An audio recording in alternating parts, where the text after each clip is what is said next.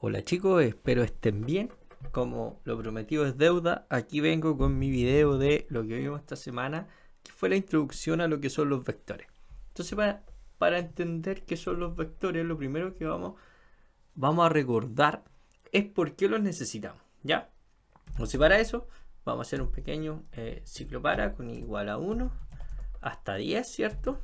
Y vamos a hacer nuestro ejemplo clásico de sacar un promedio de notas, ¿sí? Donde vamos a ir a escribir que ingrese, ¿cierto? Una nota.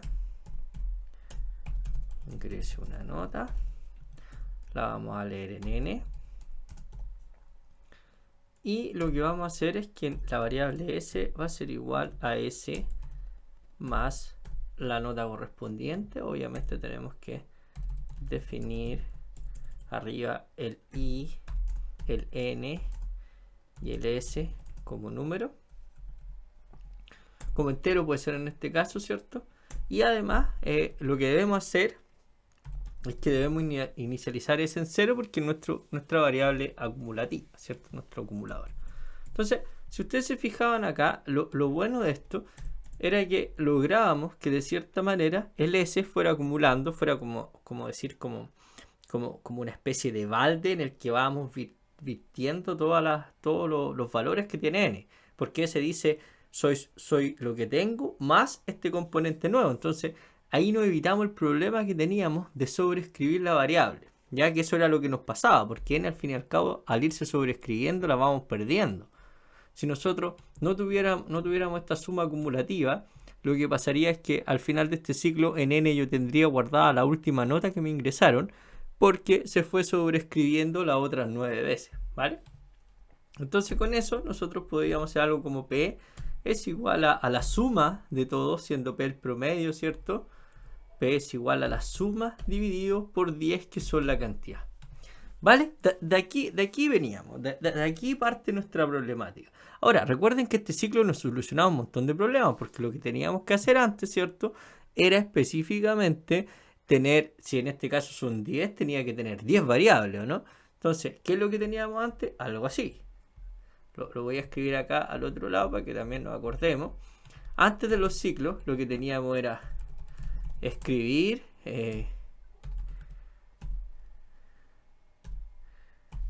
ingrese nota, ¿cierto?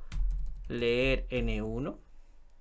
Y eso, si nosotros lo íbamos, vamos a poner 5 veces nomás, ya para evitarnos, para que sea un poco más corto. Ahí.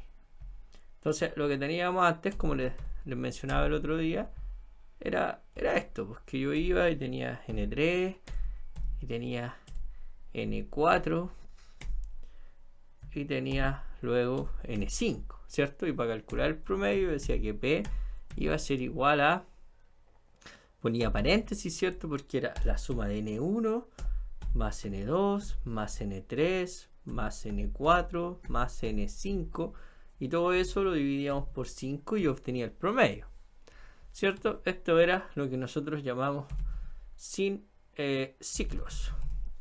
Entonces, ¿qué nos dimos cuenta en este punto? Que en realidad, ¿qué pasaría si el algoritmo necesitase, por ejemplo, definir 100 notas? Significa que tendría que copiar esta instrucción 100 veces, ¿cierto? Entonces, de ahí, de esta problemática inicial, nunca hay que olvidarlo, nacen los ciclos. Y los ciclos nacen para poder solucionar este problema de que yo tenía que crear 100 variables. Entonces, ¿qué pasaba? Que yo veía que esta era la instrucción que se repetía, ¿cierto? Entonces lo que hacía es que la ponía dentro de un ciclo. ¿Cuál era mi problema acá? Que fíjense acá, yo necesitaba 100 variables, ¿cierto? De n1 hasta 100 en el caso que fueran 100 notas, pero mis 100 datos quedaban guardados. Sin embargo, acá yo creo una sola variable, n. ¿Cuál es el problema? Que cada vez que reinicia el ciclo, n se va sobreescribiendo. Entonces, para poder solucionar esta sobreescritura de n, lo que nosotros hacíamos era recurrir a esta variable acumulativa, ¿cierto? Que me iba guardando la suma de todas las variables. Entonces, cuando terminara el ciclo, dependiendo del número que yo pusiera acá arriba, en este caso 5, yo en S iba a tener la suma de todas esas notas ingresadas. Después las dividía por la cantidad, ¿cierto? Y tenía las notas, ¿vale? ¿Cuál es el problema de esto? El problema es como todo, o sea, lo que soluciona al fin y al cabo se vuelve un problema. ¿Por qué? Porque ya no tengo 100 variables, tengo una sola, eso es súper bueno, porque pasamos de, no sé, 200 líneas de código a 4, pero perdí las notas. Yo tengo la suma de todas las notas en ese, pero yo perdí cuáles son las notas de cada uno de los estudiantes.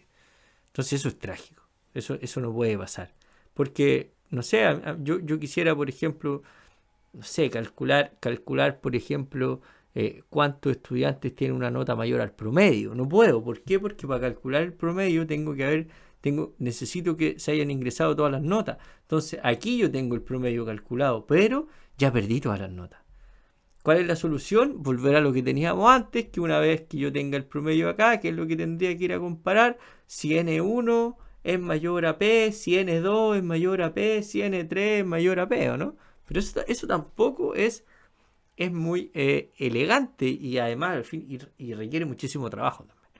Entonces es aquí donde, cierto, nace nuestro nuevo mejor amigo de estas 2 semanas que vienen, que son los vectores. Y los vectores, según lo que aparece ahí, ¿cierto? Los vectores son un tipo de dato, una estructura de datos más bien, que lo que nos permite es almacenar con un mismo nombre, ¿cierto? Datos del mismo tipo. Por ejemplo, aquí yo por ejemplo tengo que este vector es datos, ¿sí? Ahí está el vector datos. Y lo que vemos en vector datos es que tiene 1, 2, 3, 4, 5, 6, 7 posiciones, ¿cierto? Y por cada una de esas posiciones yo le puedo asignar un valor. ¿Sí? Súper. Entonces, ¿cómo se hace esto en PCInt? Y ahora lo vamos a ir revisando, ¿cierto? ¿Cómo hacemos esto acá? Como si yo quiero ingresar notas, yo quiero ingresar 5 notas. ¿Qué es lo que hago? Lo primero que debo hacer es declarar, ¿cierto? La dimensión. Le vamos a poner dimensión notas, corchetes, y entre los corchetes lo que tenemos que poner es la cantidad de espacio o de cuadraditos, de casilleros, de vagones, si nos vamos un poquito más lúdico para entender lo que es, de posición en la que nosotros vamos a poder guardar un valor. Entonces lo declaramos. Y una vez que lo declaramos, por ejemplo, hay que pensar que cuando lo declaramos, notas, corchetes 5, por ejemplo, 4, tiene exactamente las mismas características, tiene las mismas funcionalidades, la puedo usar exactamente de la misma forma que si yo, por ejemplo, fuera una variable X. Aquí